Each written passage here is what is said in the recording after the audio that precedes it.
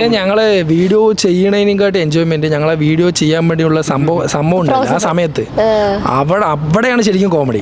നിങ്ങൾ നോക്കിയാൽ ഞങ്ങൾ ഈ ബാക്ക് അത് കഴിഞ്ഞിട്ട് ഒരു വീഡിയോ ഇട്ട് കഴിഞ്ഞാൽ അതിന്റെ മറ്റേത് ഇടും, എന്താണ് ബിഹൈൻഡ് സീൻസ് ഇടും.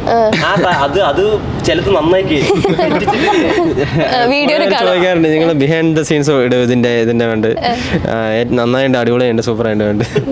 അതെ കുറെ ടേക്ക് വരും, പക്ഷെ അത് ടേക്കിൽ വരുന്ന സമയത്ത് ഓരോ യൂസ് ചെയ്യല്ലോ ഓരോ വേർഡ്, അതാണ് രസം. ടേക്ക് പറയുമ്പോഴാണ് അതായത് നമ്മുടെ 1.5 മിനിറ്റ് വീഡിയോ ഒരു ദിവസത്തെ പണിയാണ്.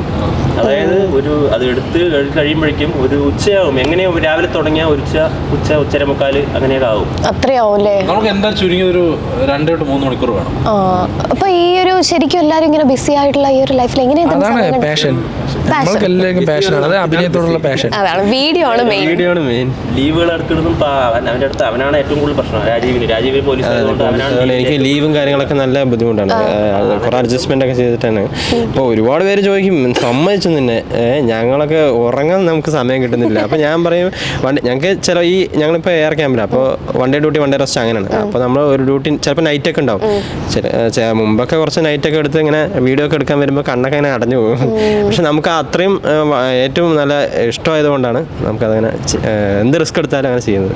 28 മണിക്കൂർ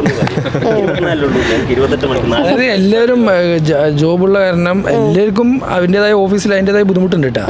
അതായത് ഒരാൾക്ക് മാത്രമല്ല, എല്ലാവർക്കും അത് നമ്മുടെ കൊളീഗിൻ്റെ ഒരു സപ്പോർട്ട് തന്നെയാണത്.